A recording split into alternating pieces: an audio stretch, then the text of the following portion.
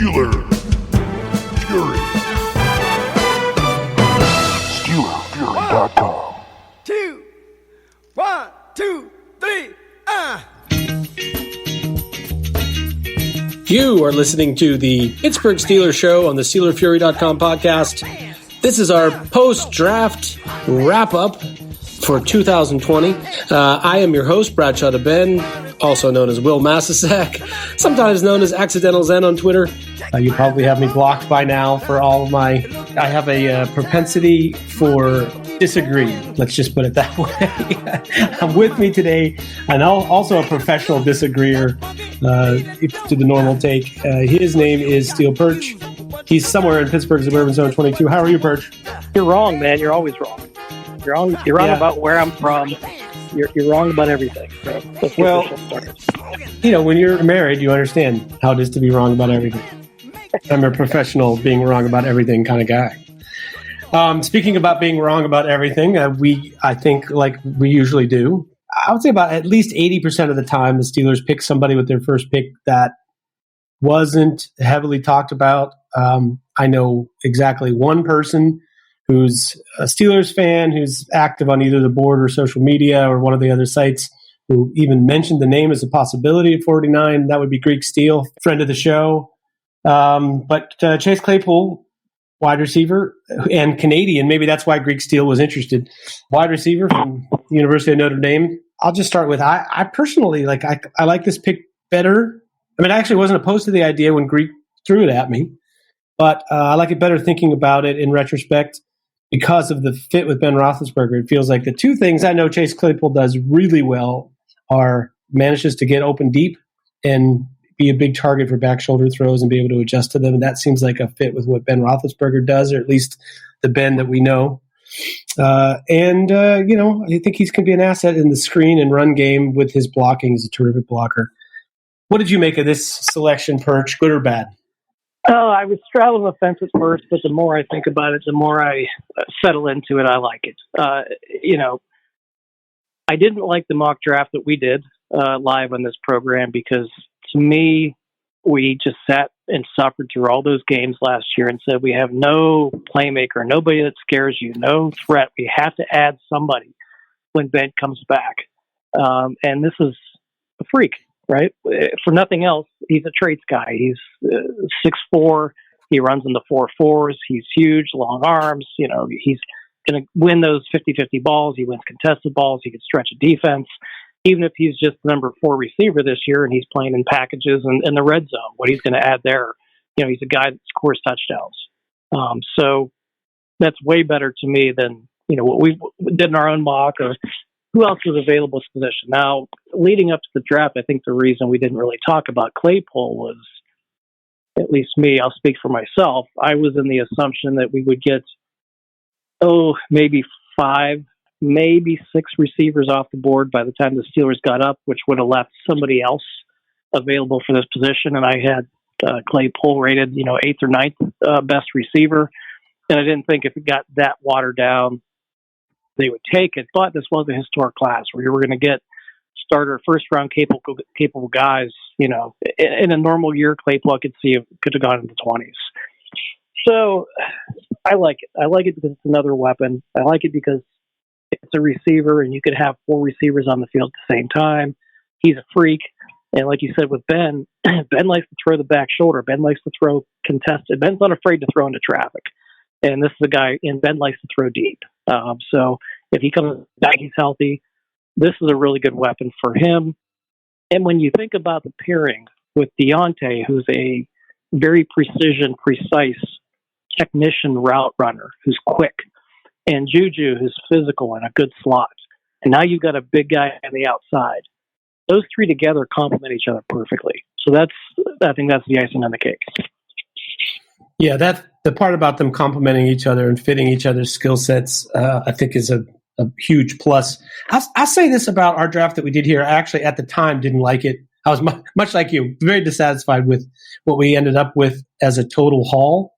But in retrospect, we had Quez Watkins and Darrington Evans, and you could argue that Quez Watkins is a little bit lesser version of what Claypool is. He's not as big, but his game is very similar. He's a guy that gets open deep, makes a lot of contested catches because of his vertical and his skills in the air, and can take a screen pass and take it to the house, make some yardage out of it. So, yeah, there's a step down, obviously, from Claypool to Watkins, but not a huge step down.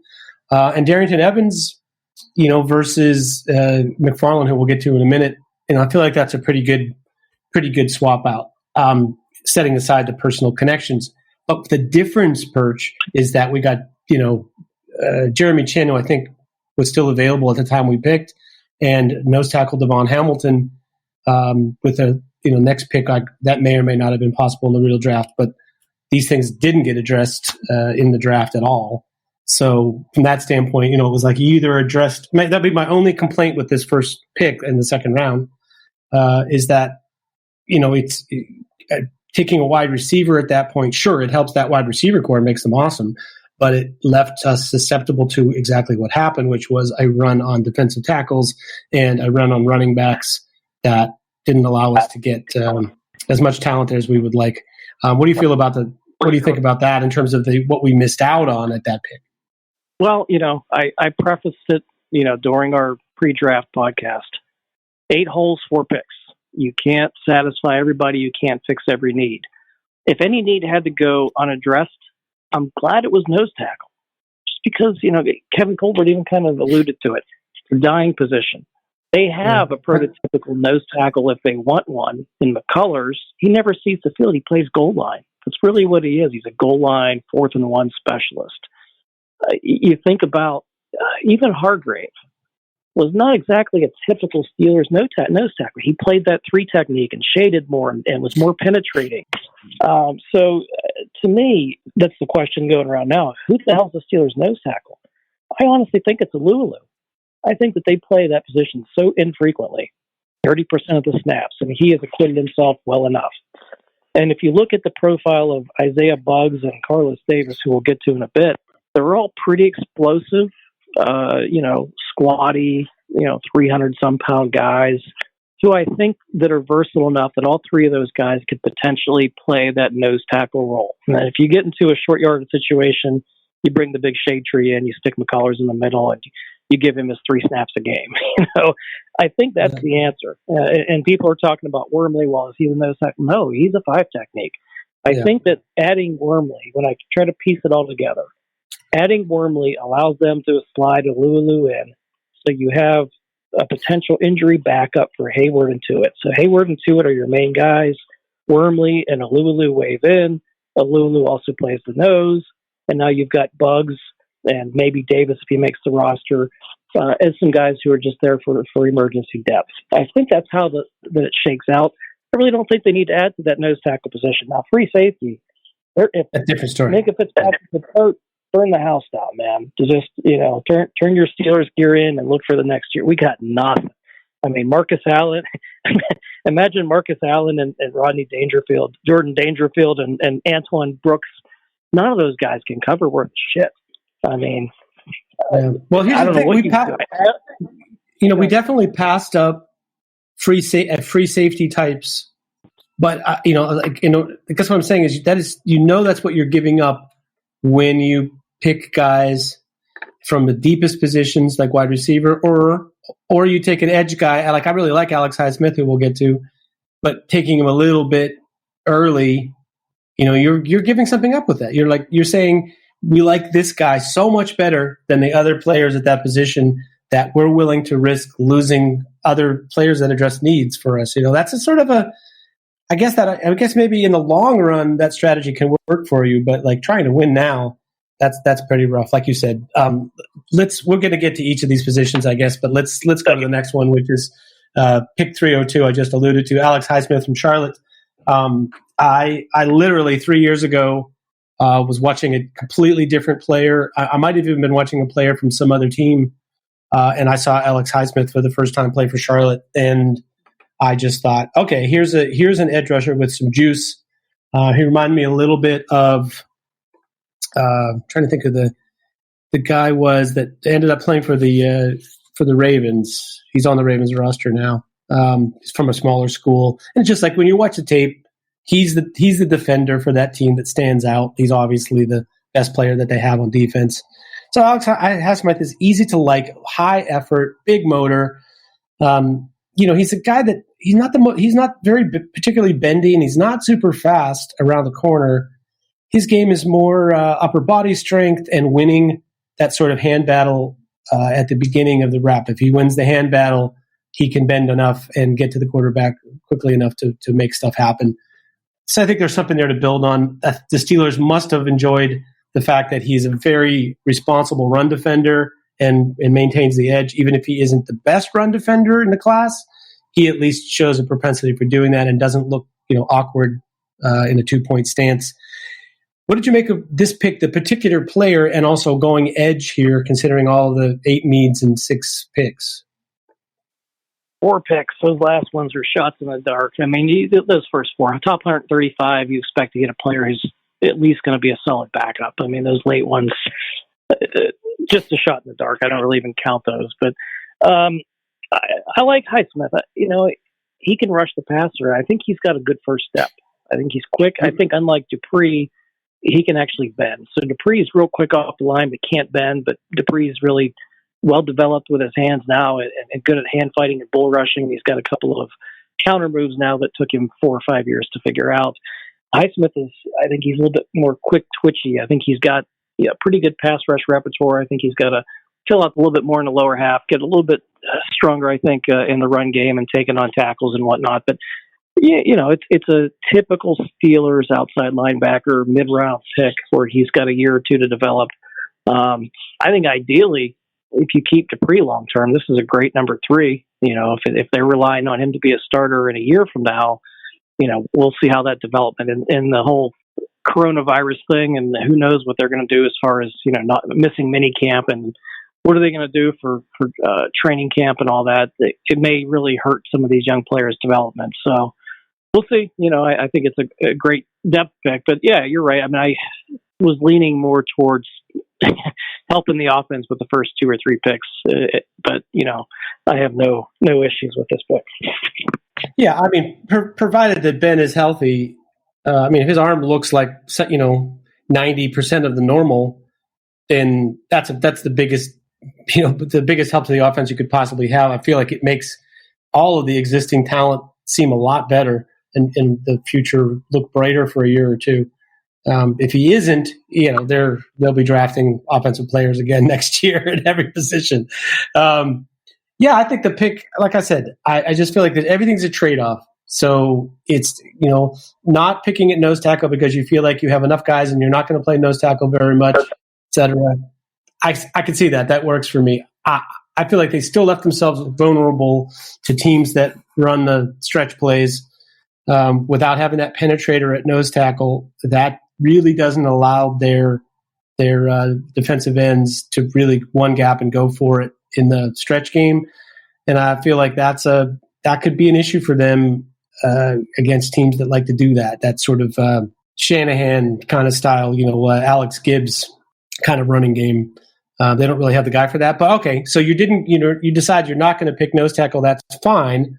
And I think they had their eyes, their sights set on a certain running back they didn't think was going to go at 102. So the other option that they didn't select there because they selected the edge player was the safety or offensive tackle. I kind of feel like there's a lot on the board at 102 for that. What's your take on the choice to address that position? Since as you said, you really only have these 2 picks at or near, in or near the top 100. Edge and wide receiver. I'm not sure that was the 2 biggest things for them to address. Well, let's look big picture. The whole damn team's a free agent next year. It seems like you got, Pouncey's coming to the end of his career. He's got another year left. But Villanueva and Seiler, basically your 2 starting tackles, are coming up unrestricted free agents. Juju and Dupree are probably going to be the most 2 expensive. So they kind of hedged their bets there. If they can't afford Juju or Dupree or Juju and Dupree, all right, now you've got you've got some bench strength behind them where they could take their available money and throw it at. I mean, both of their slot corners are free agents, Steve Nelson and Sutton, after this season. Hayward is going to be up, so he's definitely going to get some money thrown at him. some of these guys are gone. Like, I just don't think Juju's coming back. So Claypool, you have Claypool, Washington, and Deontay Johnson as your three going forward, which is a pretty good base to start with. And, if they can't get Dupree on a reasonable deal, you've got those two positions covered. They can throw their money at keeping some of those offensive linemen, throw some at Hayward, and then draft to fill in behind that. That's kind of what the Steelers do, right? So that's kind of what I see as big picture thinking organizationally for why those two positions got picked. Yeah, and that's what they do. Like we say every year, they're looking at next year in terms of where they draft for. They view this players coming in as most likely, especially after the first round, and most likely guys who are gonna, learn the system, and we'll figure you out, you figure us out for a year, and the next year you're expected to make a big jump between year 1 and 2, and that could mean you becoming a starter. And as you said, their situation, if they keep a Dupree, Highsmith is a great number 3. If they don't keep Dupree, I'm not positive that offers the same kind of value as a starter, but I do like the player a lot. I mean, I've liked him for a long time. I think sometimes when you were on a player early, it's easy to start seeing their flaws as time goes on. Because at first you're like, wow, I really like this guy. And you see all kinds of stuff you like about them. And then the more you see them, you start saying, oh, okay, well, he's not quite as good as this. And you start seeing the bad games mixed in with the highlights and, so on and so forth. But I would be remiss if I said that I wasn't a big fan of Highsmith for a long time. So I'm glad he's a Steeler. I like that. Let's talk about the next pick for a second. This is one that at the instant the pick gets made, you're like, WTF. And now it takes 2 days for it to all really soak in. 2 days later, I feel better about it. Let me start where I was in the process. I said from the very beginning that the main thing that they were missing from the running back group was speed, discounting Kareth White because they just didn't seem to really want to give Kareth White the touches, attention, playing time for whatever reason. So with the other guys, Connor, Samuels, Snell, no speed at all, nothing. So you get a lot of chunks. Maybe you get, a 5-yard gain or a 9-yard gain or a 10-yard gain on plays that maybe a back that had some speed might not make all of those 4-yard plays, but is going to turn some of those 5 or 6-yard plays into 20-yard gains or 40-yard gains, which is a huge difference for an offense scoring points. I think the fewer plays you have to be on the field to get yards, more likely you're going to get some points. So as far as the tape for McFarland, I like him. I had him, for the Steelers, one of the top 5 running backs, maybe they could have ended up with. So I didn't mind that aspect of picking him at this point. The issues with his supposed character issues and all that stuff, who knows? They appear to have an inside track with the coach and Mike Tomlin's kid and everything else they had going. Just felt like they could have maybe chosen a better running back, but they like the one that they got. What's your take on how he fits in this rotation? And, what's the story with this pick? Well, I'll tell you my version of the player. November of 2018, I'm sitting down watching Indiana versus Maryland football. Why? Because I have a problem. And 2, because I live in Western Pennsylvania and we get the Big Ten Network, and I think it was raining that day if I remember. And this little freaking midget running back just goes nuts. And he's busting out 50-yard runs all over the place. I'm like, man, this guy must be pretty good. I probably ought to know about him for the draft coming up. And I go and I look him up, and this is like the first time in his career he's ever had more than 10 carries. And then the next week, I'm obviously a Penn State fan, rooting against Ohio State, coming down to see which team's going to, make the Big Ten Conference Finals. And this guy goes nuts, and he's killing Ohio State, almost 300 yards. Almost every time he touched the ball, he was getting 40 yards, it seemed like. And then the week after that, they had to play Penn State, and I'm like, oh, shit, this guy, he literally ran for 500 yards the last 2 weeks. He plays Penn State, he gets 6 carries for 8 yards, does absolutely nothing. Yeah. And then coming to 2019, that's basically back, So I'm looking at him like, hey, this guy really emerged at the end of last year. This is somebody we ought to know about. Let's watch some games. It seemed like he fell out of favor, where he was never. He was always used as part of a rotation. They had kind of the hammer and the lightning guy, and he got his handful of carries, and he either did nothing, 6 carries for 6 yards, or he'd break one or two and he'd have 8 carries for 120 yards. That's just who he is. So it reminds me a lot of Willie Parker. Kind of ended up in a similar situation where, Sure. He was highly rated coming out of high school, just speed for days. He had a coach that wanted more of a physical runner, and Parker's carries just got dwindled. It has a very similar Willie Parker feel, but when you watch his tape and watch how he plays, he is a straightforward. He's the anti-Le'Veon Bell. He has no patience whatsoever. He's going, he's attacking the hole, he's making one cut, and he's running as fast as he possibly can. And if that hole is there and he's got a seam or a crease and he's got to beat a linebacker or a safety to the edge, he's gone and he's scoring. If not, he's I guess I won't say he's not that tough of a runner, because for not too big of a guy, when he does get contacted, he'll drive his legs and get an extra yard. But like you said, the good side of it is he's completely unlike the 4 plotters that they have on the roster now. I do think he's better than Kareth White because he's more explosive and he's younger. So I just, to me, that was your third pick. And this guy at best, is a number 3 running back, where, they could have taken an offensive lineman at this spot who was, one snap away from being a significant contributor or 1 year away from being a starter. This guy profiles as somebody who's, I hate taking an early pick on a position or a person who's never going to be your starter. It's almost like it's a depth guy, but so I'm in the middle on this. I think there'll be some games where, it looks like a great pick because he's going to bust 2 or 3 plays, whether it's a little screen pass or a handoff that he knocks for 20 or 30 yards or maybe an 80-yard touchdown. And there's going to be a lot of plays that he does nothing. But I'm kind of wondering, he never really did it in college, but to me, I think this is our kickoff returner. If he's making the team, it's going to be on special teams. And if you look at the roster, we still have no damn kickoff returner at all. So maybe this is our kickoff returner. And that's, fingers crossed, hopefully, that what he can do. Yeah, I actually think, to address a couple things that you said. Yeah, the comparison with Kareth White. I think, here's the deal. You're an analytics guy, in-house for the Steelers. You're, what do they call them? The quality control coach. Sure. That video guy is looking at analytics, and somebody's looking at analytics, and they see Kareth White had the most success relative to what was there running the football for the Steelers last year. But Kareth White has some limitations. He's very straight line. He's not going to make you miss, other than maybe outrunning the angle. And he's just not a high pedigree player, so the chances of him getting a lot of chances with the Steelers are not that great. You pick McFarland as a similar kind of player. Maybe you think, hey, the holes were there, and they'll be there even more with Ben, making adjustments at the line.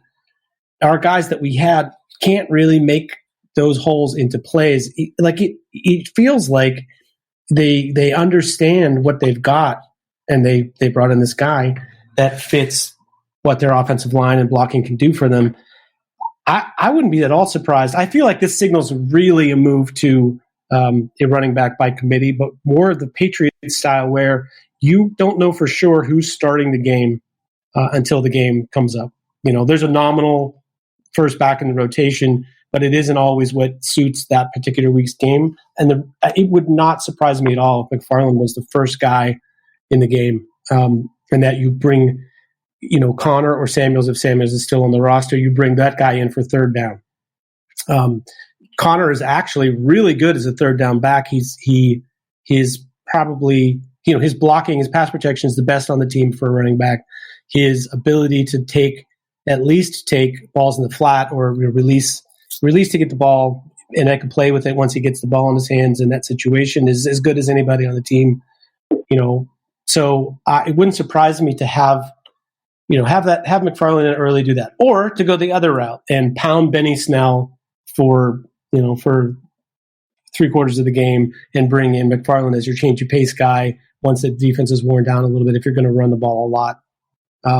But I just get the feeling, since they know him and the coach, coaches Matt Canada, like if Matt Canada is more involved, it could be that they think of him as being that potential starter.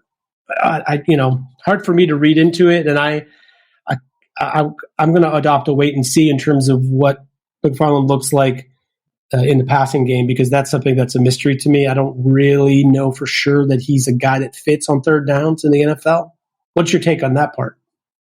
Yeah, I don't think he's just a strict or a pure third down guy. I think his blocking's okay. He didn't have an opportunity to do a whole lot in the passing game. I think to me it's just a change of pace, a speed guy.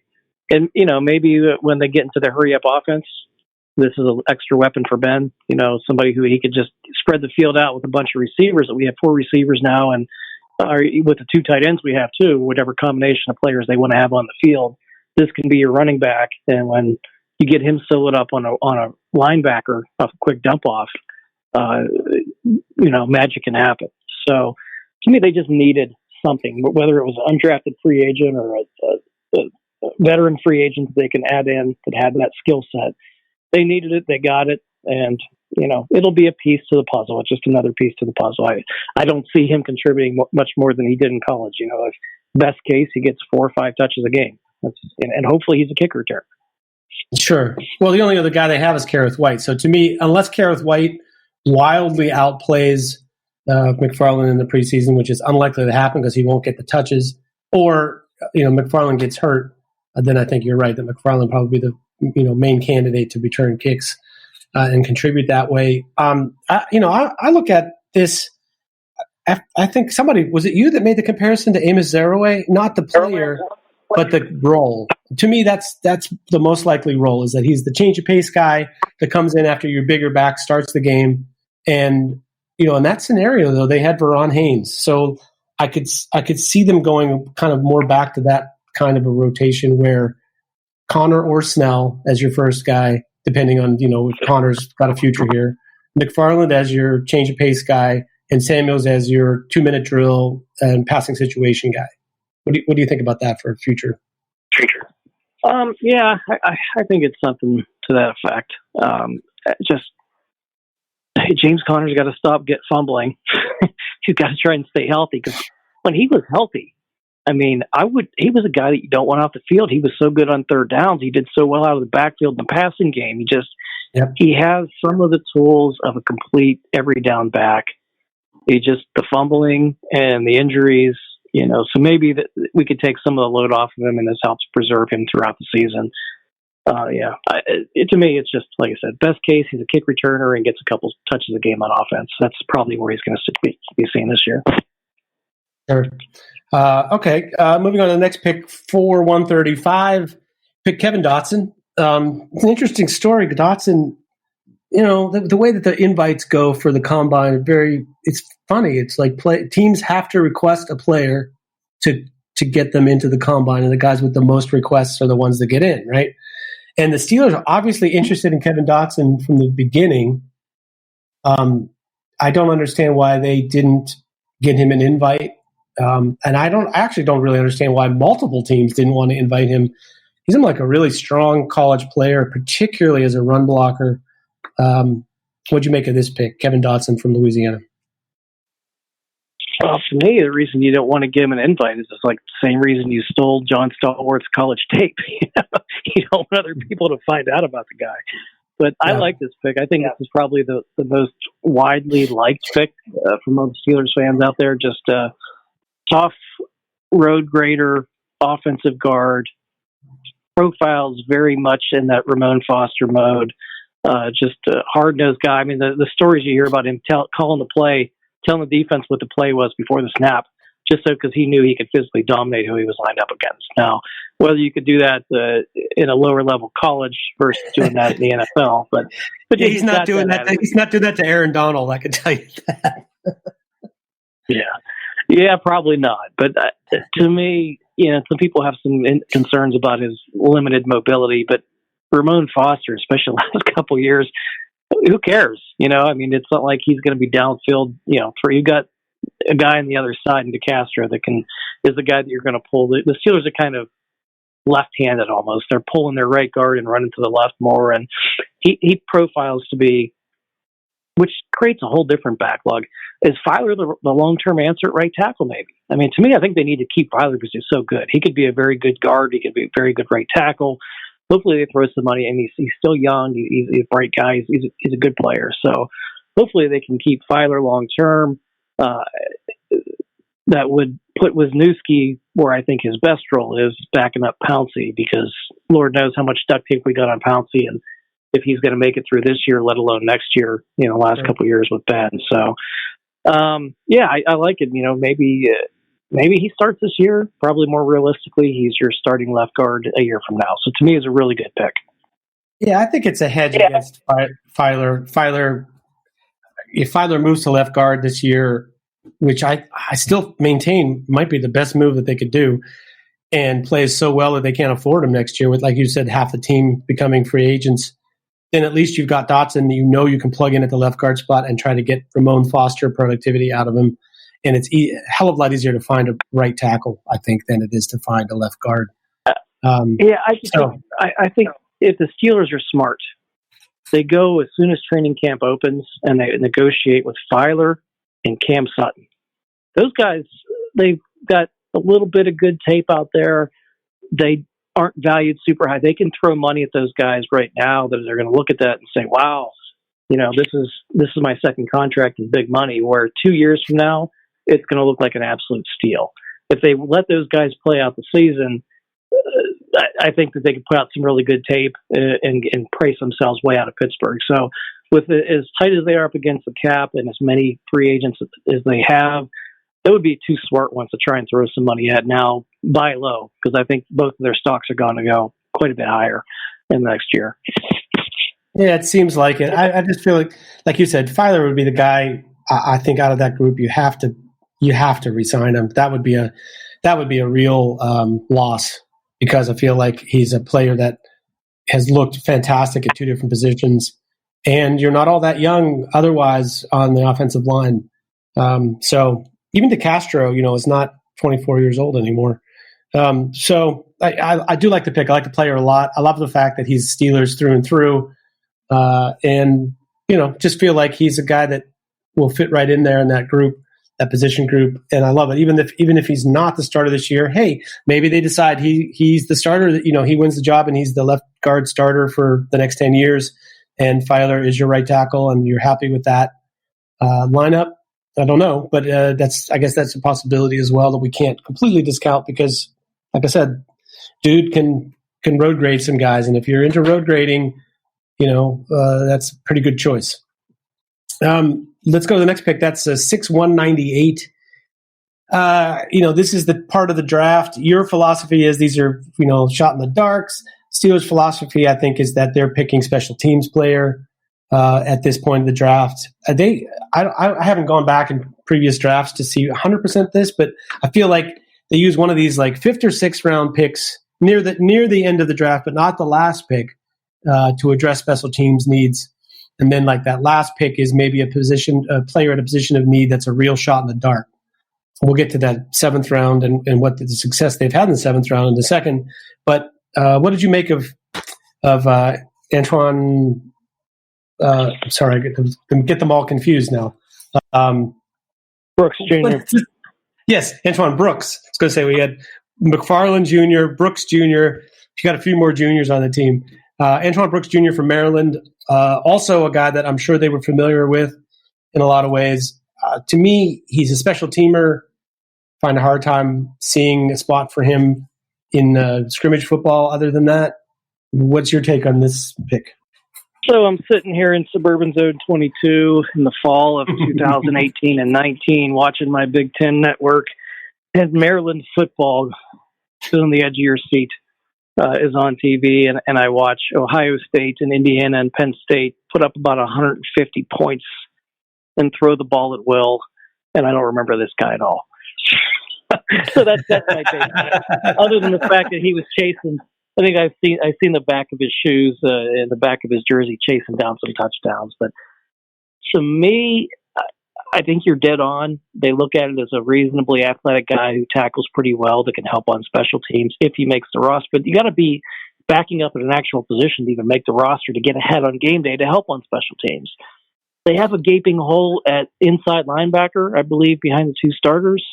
Maybe he's added to the competition there. I think that's probably what the case is. They missed out on inside linebacker. The guys that they probably targeted got snagged by somebody, by mostly by Baltimore and Cincinnati. It seemed like they snagged a bunch of the inside linebackers. But, to me, it's just like, hey, here's an athletic guy. We'll get him into camp. We'll see if he can help on special teams. We'll see if he can be that big nickel or a backup inside linebacker, put some weight on him over the next year or two. I can't see him making the roster, to be honest. I don't see what he does that well. I don't see how he helps the team. I think the one possibility that I see is that he's a future slot nickel. I mean, like a heavy nickel, big nickel, whatever you want to call it, because he does a lot of the same stuff that Mike Hilton does well, except for he's bigger. And he's a very, very good blitzer, very, very good tackler in the run game. To me, maybe he's a Lamar Jackson defender, where you want some, people that are between a linebacker and a safety, somebody who runs better and covers better than your standard linebackers do, but not playing deep like a safety. That's 2 games a year. I really struggle with, one, why they made the pick, and 2, where he fits in. I think he's on the practice squad. I can't see him making the roster. So I think 3 of the first 4 definitely making it. McFarland, I think, is a coin flip. But I just don't see a spot for Brooks Jr. Yeah, I liked what Gilbert showed, Ulysses Gilbert, last year. So I feel like he's your third linebacker in the rotation. That works pretty well. I think he's way better in coverage than I thought he would be. So I don't have too much fear of him stepping in to take some of those Mark Barron snaps and give some to Vince. But I wonder if just based on who they picked and what they have on the roster right now, wondering if they're giving thought to making Terrell Edmonds into what Mark Barron was last year. Who the hell plays safety? We don't have any safeties that would make. But I'm saying if they drafted a safety that can cover. Yeah, I mean, it's like his skills in coverage were way more about he could stay with guys, but he isn't really playing the ball in the air and defending at the catch point the way you'd like with a deeper safety. But right. I guess I could see him actually being very good at a more specialized role better than he was being a deep half safety. But as you said, where's that guy? So maybe that opens the door for a small signing. Even if you just got a safety off of the free agent ranks right now, that could at least be in packages play some strong safety for you, or play some free safety for you and bring Minka down and closer to the box. Maybe that works. Well, you took the words out of my mouth there. Where, to me, I think that they've got to look at the scrap heap. Somebody's going to be a salary cap casualty. Somebody's going to get cut after camp. There's a young guy who makes a roster and makes one of these veteran safeties expendable, and somebody cuts them. We've got, to me, inside linebacker too. I mean, we both kind of like Ulysses Gilbert, but all we really got to see of him was preseason. So it's going to be a pretty big jump for him to be possibly the third rotational guy. There's nobody. Robert Spillane, to me, is borderline NFL player, and that's about all they really have. So that's 2 positions. I think free safety and inside linebacker. They've got to kind of look at the scrap heap and find somebody to bring in. Yeah, and I feel the same way about blocking tight end. Chicago has 10 or 11 tight ends on their roster right now. It's insanity. So, there are going to be guys at every position that get cut. But with this new thing where nobody gets cut until the last second, it's going to make it trickier to end up with guys who are currently on rosters. So let me put it to you this way. In terms of the affordable kind of guys available, maybe they take a run at a guy like I'm just trying to think like who. I don't know. You got any available safeties that you know of that might be a fit? Like someone like Rashad Jones, Eric Reed. They're never going to sign Eric Reed, but Rashad Jones maybe. Yeah, I don't even know who's free agents right now that hasn't been signed. I haven't looked at it recently, but I'm thinking more along the lines of somebody's going to get cut here. When teams are starting to sign the draft picks and there's going to be a salary cap cut, or at the end of end of camp, there's going to be a surprise cut somewhere where, an older guy is expendable because the salary's too high and a young guy looks pretty good in camp. I think that's where they'll go. Probably a week before the season, maybe pick somebody up. All right. Well, I'll give you two names that are available on the street right now, other than the one I just said. Tedrick Thompson, who's a free safety type, free agent out of, that was with Seattle. That's somebody that, there's some upside there. And I think you could trust him to play single high, which is pretty uncommon, I think, for the guys that are available. And then the other one is Daniel Sorensen, who just got cut from Kansas City to play strong. I don't like him at all as a free safety, which they were playing him some at free safety in Kansas City for a while. That did not work. But as a strong, I could see that guy being worth a signing. But yeah, you're right. I just feel like, the guy's not there on the roster. There's obviously not a free safety other than Minkah that's on the roster. I don't see that happening. Yeah, I agree. I'm just going to add also that they have parameters. They will not have a safety who's under 200 pounds at either free or strong safety. I'm not sure that other than when players weren't 200 pounds, I'm not sure the last time the Steelers had a safety who wasn't 200 pounds. It might be never. Their starting safeties forever have been 200 pounds or more. So the idea of moving a Cam Sutton or Mike Hilton or somebody like that to free safety, I don't think is in the plans. Yeah, you just took the thought out of my head again. I was going to ask, what do you think about in packages, Sutton and Hilton starting to get a little bit more time at the safety position, and then they could take the strong safety and put him down in the box, and then have Minkah and Sutton or somebody like that. I think that might be part of the solution this year because, like you said, depth-wise, if there is an injury, I think we're moving a slot corner to free safety. Cross your fingers and hope it doesn't happen. But if Minkah gets hurt, there's a big problem. Yeah, that's as big a problem as if Ben gets hurt. Maybe not as big, but pretty close. Let's talk for a second, just so we get through it. This last pick, which is at the 232nd pick, we selected Carlos Davis from Nebraska. It's funny, about half an hour before the pick came up, and people were saying, well, who do you think's out there they might pick? And I said, well, maybe the craziest idea, Carlos Davis, based less on what he did on film and more. It's kind of like there's another player, much like you were talking, somebody else we were talking about in this draft, who was really good previous years and just sort of got surpassed by his twin brother and got overshadowed by him in the whole postseason all-star process. But Carlos Davis is, he has some athletic upside. If you're a defensive line coach, do you feel like you can unlock something in him? Is it worth? It's just a swing for the fences, yeah.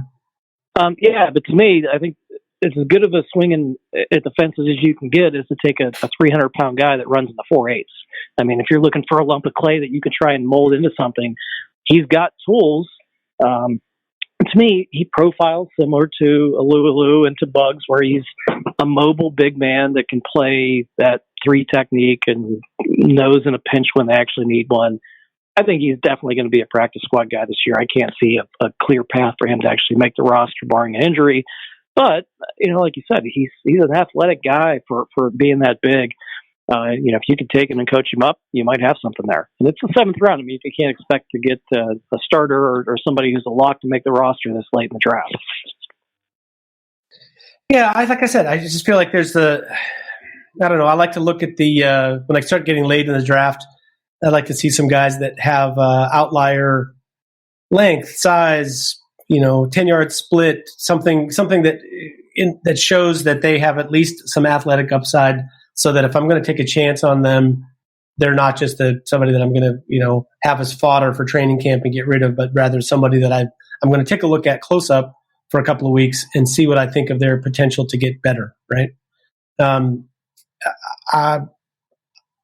it really address the need at that position? I'm not sure it does, and it just feels like they have so loaded up now on 5 techs and players that can be nickel pass rushers. That it just leans more and more towards that they're less and less concerned with playing base. It's not really what they're interested in, and that they mostly now have a lineup of defensive linemen who fit package football better than a standard nose would. And like you said, when it's goal line, you bring in Big Dan. I feel like you might see Big Dan again. It's interesting to see. I feel like they might have more defensive linemen on the roster this year than they've had at some points, because they've been going with like 5, right? I think they're going to have 6 this year, maybe 7. I think they keep 6. They only dress 5. Yeah, that extra guy who's dressing each week. I know one of them has to be an offensive lineman, but I guess you're gonna have that extra guy be a special teams guy or backup quarterback or something. But it's nice to have that defensive line rotation when it's 90 degrees and you're playing in black jerseys in Miami. Yeah. Any notes on the undrafted free agent class? Anybody stand out to you in that class? No, I just know who they are. Well, yeah. I mean, I've kind of looked at it a little bit, and some people had maybe a late draftable grade on a few of them, but to me, it's just going to be really hard this year for those guys to have a chance to make it, because there's going to be so few off-season workouts and practices and things. Who knows when they're getting back? I mean, I'm kind of of the mindset that they aren't going to be back together as a team until training camp. So I think just a lot of these undrafted free agent types are fighting for a shot at the practice squad, because it's going to be such a long shot for them this year. It's just the world's crazy right now. It's unlike when everything is on most standard years. I mean, it's two major issues with getting training camp started. One is the idea of having it open to the public. I think is just about impossible to imagine that happening. But the other, not to be overlooked, is this whole thing of having not only practices but games. Everybody's like, oh, you have games without fans. Well, if I'm the players union, I'm like, well, wait a second. Do I really want to have players exposed to a virus that we don't totally understand, especially, the version of it that's happening in New York in the East Coast right now. So I feel like, we're a long ways off from knowing what's going to happen. That accentuates your point even more. It's like, who knows what kind of chance anybody's going to get.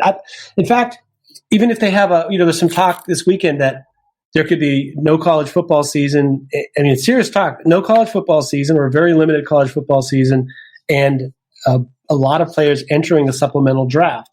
If players are entering the supplemental draft, how do we even evaluate what you've got well enough to know if you want to draft anybody in the supplemental draft? It's like, yeah, sure, you might have some prospects in the supplemental draft that you think are worth putting in a draft pick on, but how would you even know who to cut off the 90 to put them on there without even seeing guys? Like, it seems like it's shaping up to be a real disaster. Yeah, I think we're going to see empty stadiums. I'm involved in local youth travel baseball and stuff like that, and we're struggling now to even try and get commitments to be able to play by July, and that's just like, kids and parents, not talking like hundreds of people in a facility, but that's July. Like I said, we're hoping to get a season in July, August. That's when colleges and things are going to start to practice. I think that they'll find a way to test these players and get them back in facilities. I just don't think they're going to put 70,000 fans in the stands in the winter on top of each other until there's a vaccine. So to me, I think we're going to be watching football this year, hopefully, we'll be watching football and all, but I think it'll be empty stadiums is what my guess would be. Yeah. Well, I heard a interesting concept, which was a late starting college football season it was an 8-game season, and the proposal was there's 130 FBS teams, is having a 128 team tournament with a play-in game that basically is a national championship from 8 weeks of football. I think that'd be kind of fun. And the subsequent weeks, if you don't win week one, you're playing for the next spot and the next spot and the next spot. So teams would still play, but one can only imagine the kind of mayhem that might yield to have your 128th ranked team in the country playing Alabama or something. Anyway, so I guess I will say about the free agents, undrafted free agents. Every year the Steelers underwhelm me with who they bring in, but I think they have very specific thoughts. A couple of the guys are just filling up rosters for training camp so they have enough players to practice. and aren't necessarily seen as being somebody that really has a chance to stick. That then I think you've got a couple of guys that are projects. The one that I found interesting is Calvin Taylor from Kentucky. Plays at defensive end. He's 6'9" and 310 or 15 pounds. And I guess there's talk of converting him to offensive tackle. And it's not he was terrible as a defensive end. He's actually pretty good. But he had some physical limitations playing that position because he's so tall that might be something you could work with as an offensive tackle. So that's one I found interesting. Christian Montano was the most puzzling of all. He's a center from Tulane, but he was a graduate transfer to Tulane from Brown. So he's an Ivy League center who was never all Ivy League. And they signed him in favor of Zach Sammartino, who was all Ivy League, probably a little bit better at center and left guard, and was just a better prospect. And somehow they ended up with Montano. I found that one curious.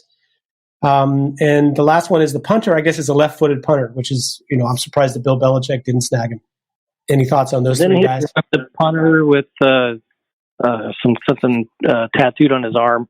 I only saw part of this. Yes, he drafted a punter who's been alt-right guy of some sort. So yeah, he'll fit right. Actually, Brady's gone now, so I'm not sure he'll fit in as well. But yeah, the New England seems to be the place to go. But yeah, left-footed punter. I mean, any punter has a puncher's chance of making the team. But a left-footed punter is interesting. It's, something different to work with. It's the Bill Belichick theory of punters that, you very rarely do returners get a chance to catch balls off a left-footed punter, and it makes a difference. Did you mention James Lockhart from Baylor, the linebacker? And Leo Lewis State. I kind of like Leo Lewis' chance a little bit. I mean, we'll see in camp, if we have camp, but, just for that position being as thin as it is, I mean, he was pretty productive, multiple-year starter. Leo Lewis, I think he started all 4 years. So somebody to keep an eye on. We just don't have any depth behind either starters. So. And I would say if they hadn't just loaded up in the offseason on defensive end, 3-4 defensive end types, Josiah Coatney, a pretty good fit for that role. In the old days, he would have been an excellent 2-gap, 3-4 defensive end guy to have on your roster. It just feels like they're so loaded with those guys now, but maybe you put him on the practice squad, and next year when you can't afford to re-sign Wormley, he becomes the guy that, fulfills that kind of backup role if he shows something. But I felt like he was a, not super dynamic pass rusher, but he's a guy that could definitely line up for you in run defense as a 3-4 defensive end if you needed him to. So, at any rate. Yeah, you got to look too, or any of these XFL. I mean, they signed, half of the XFL is now on the Steelers roster. You got to think one of those guys has a chance of making it. Oh, most definitely. I feel like the left tackle, Jerron Jones from Notre Dame, I think he's a player that you might have mentioned before that you looked pretty good in the XFL. And the defensive lineman is Kavon Walker. Now, Kavon Walker in the XFL, which granted is maybe a little bit above the Senior Bowl in terms of fringe pro NFL players mixed in there. But I thought Kavon Walker looked like a pretty good interior pass rusher. So not that they're ever going to wave in players behind Hayward and Hayward and Tuitt, which they just seem to be very averse to doing. But should one of those guys go down, I think it'd be nice to have a Kavon Walker and maybe a Buggs to come in behind them and be that nickel pass rusher. It seems like both those two guys have a good shot.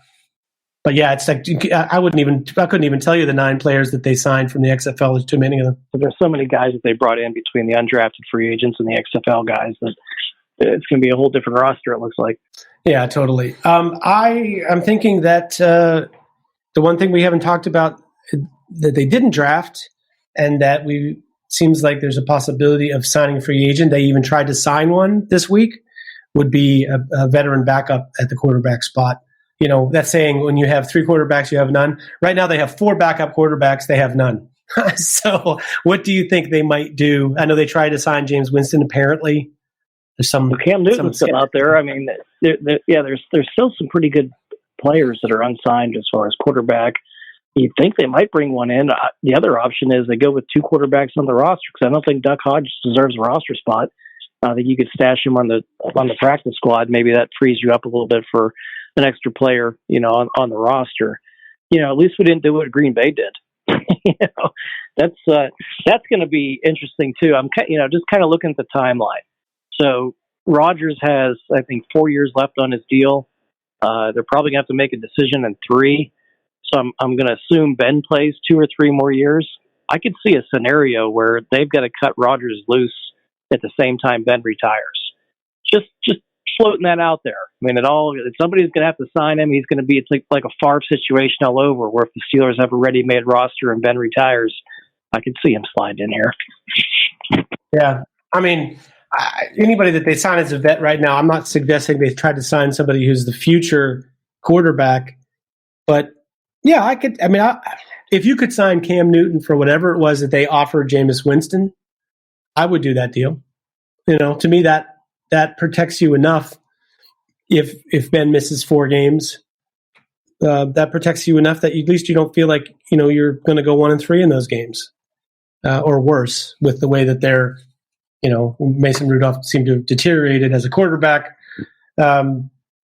I don't know. I can imagine making that deal, but there's not very much money to play with. That's for sure. And I think no matter what you're doing with a veteran quarterback, it almost has to be a 1-year deal, or a deal that's set up so that he's cuttable after a year without killing the cap, because that situation coming in the future is pretty scary. Yeah, I would have liked to have Jameis Winston as a cheaply priced 1-year backup. I mean, just because, like you said, we've seen Ben go down for a stretch, and Winston, for better or worse, he's going to make it exciting. He's going to put points on the board for you. He's going to give the ball away to the other team some, but he wouldn't have been bad if it was a low price. But yeah, we'll see. I mean, Mason Rudolph, I don't think is ever going to be much. So hopefully Ben's healthy and good. If not, we're playing for picks. Yeah, exactly. Well, that whole thing of Jameis Winston, like I'd like a backup who is a guy that's not going to go fetal when the game is on the line. Like I'd rather a guy